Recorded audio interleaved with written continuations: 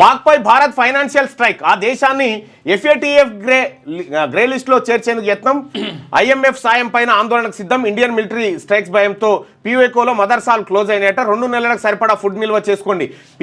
POKలో ప్రజలకు పాక్ అలర్ట్ చేసిందట. పాక్ ఆక్రమిత కాశ్మీర్లో 2 నెలలకు సరిపడా ఫుడ్ నిల్వలు చేసుకోండి అని చెప్పి చెప్తా ఉందట.